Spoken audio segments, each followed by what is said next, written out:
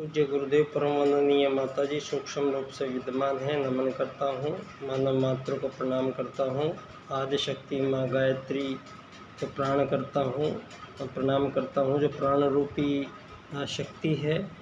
दोस्तों, आज जो दुनिया में ये राजनीति के कारण जो पूंजीवादी लोकतंत्र से सारे मानवों के बीच में पिछले हजारों साल से धरती पर युद्ध, शोषण, वध, हत्याओं का जो ये सिलसिला चला है, तो दोस्तों इसका इस युग परिवर्तन में क्या इसका होने वाला है, जो धरती पर मानवों के बीच में स्थायी रूप से कुछ ऐसे विभेद, गलतियों पे गलतियां करते चले जाने की परंपराएं यहाँ धरती पर स्थापित की गई हैं, जिनको मालिक नौकर अमीर गरीब के रूप में यहाँ धरती पर प्रत्येक आत्मा अपने लक्ष्य से भटक रही है और मानवों के बीच अमानवीयताओं की पराकाष्ठाएं पार हो रही हैं।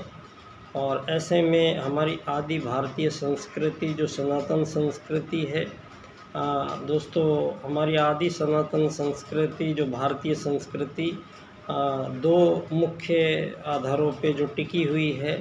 एक है दोस्तों हमारी पुनर्जन्म की मान्यता।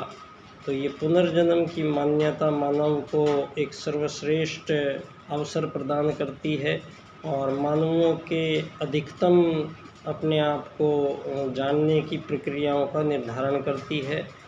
और दोस्तों, वसुधैव कुटुंबकम आत्मत सर्वभूतेषु, ये दो सूत्र प्रत्येक प्राणियों में धरती पर विद्यमान है। आज जो सारी दुनिया में स्थितियां बन रही है, ये पूंजीवादी लोकतंत्र के कारण सारी धरती के सारे मानव व दोस्तों ये अमीर गरीब मालिक नौकर के जंजाल में जो उलझे रहे हैं, इसका कारण है मानवों के द्वारा अपनाई गई राज की नीति क्या है।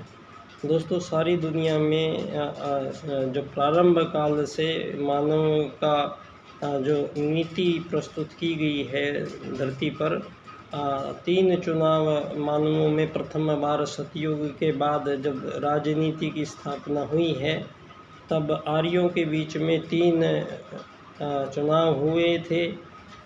धर्म या अधर्म में से एक का चुनाव, और राजकता या अराजकता में से एक का चुनाव, और नीति या अनीति में से एक का चुनाव।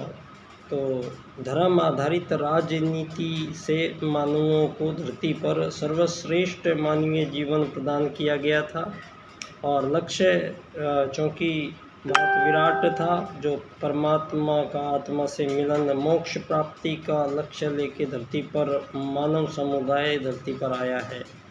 और यहाँ दोस्तों अब उसी मानव के समक्ष जो मोक्ष है उसको भ्रमित कर दिया है और कृत्रिम रूप से मानवों को एक ऐसे कार्यक्रमों में उलझा दिया गया है, जो मानव यहाँ केवल अपने पेट प्रजनन तक ही अपने जीवन की इतिश्री कर लेते हैं। तो दोस्तों, परम पूज्य गुरुदेव के अनुसार मानव देवत्व का पुंज है, परमात्मा का पुंज है, और उस पुंज को अपने उस स्वरूप में आने के लिए यहाँ पर भोगवाद की बजाय योग मार्ग प्रस्तुत किया गया है भारतीय ऋषि मुनियों, वैज्ञानिकों द्वारा। और यहाँ दोस्तों हमारी जो 5 इंद्रियाँ जो सुख मांगती हैं, दोस्तों हमारे भारतीय योग के अनुसार हमारी चित्त वृत्तियों का निरोध करने के बाद ही मानवीय जीवन का प्रारंभ होता है।